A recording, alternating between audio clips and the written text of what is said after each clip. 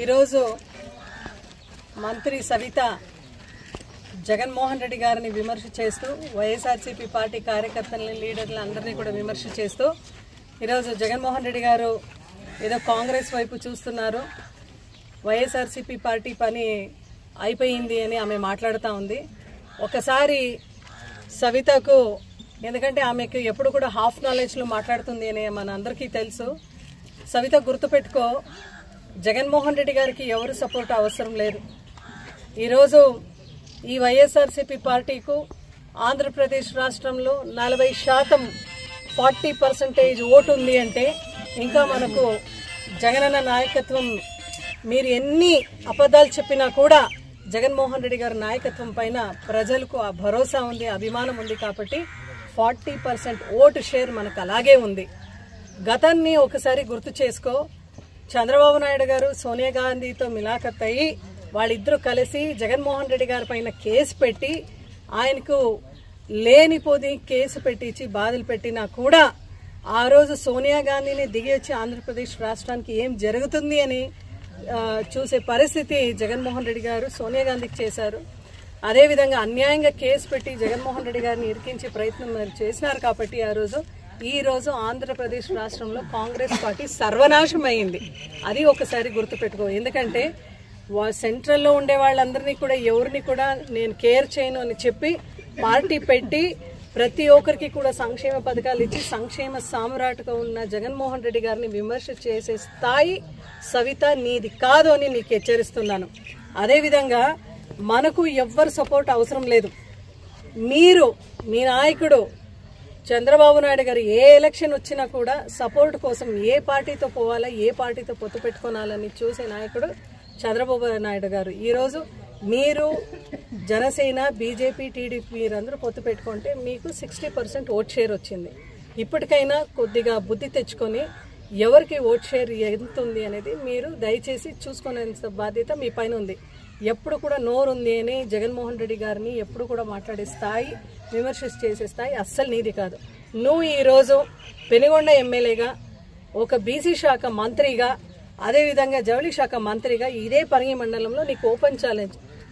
ఈడ ఒక ఫ్యాక్టరీ మూతపడతా ఉంది, ప్రీకాట్ ఫ్యాక్టరీ మూతపడతా ఉంది. ఆ ఇండస్ట్రీ నీ ఒక శాఖకు, నీ డిపార్ట్మెంట్కు చెందిన ఒక ఇండస్ట్రీ ఈరోజు క్లోజ్ అవుతా ఉంది అంటే నీకు సిగ్గు లేదా? నువ్వేం చెప్పినావు? నేను ఎంతో ఇండస్ట్రీస్ తెస్తాను, ఫ్యాక్టరీస్ తెస్తాను, సంపద సృష్టిస్తాం, ఎంతో మందికి జాబ్ ఇస్తామని చెప్పినావు.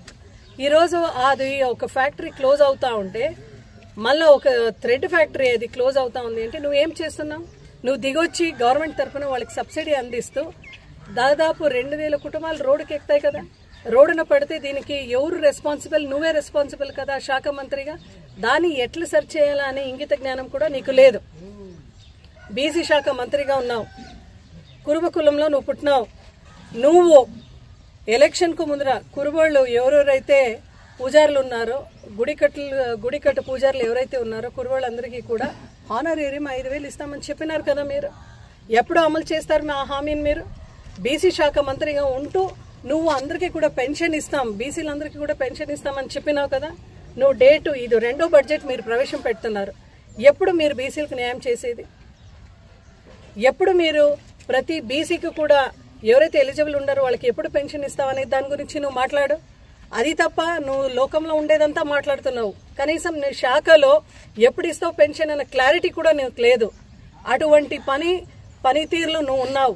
ఇంకొకరిని నువ్వు విమర్శ చేస్తూ ఉన్నావంటే జనాలు నేను చూసి నవ్వుకుంటున్నారు.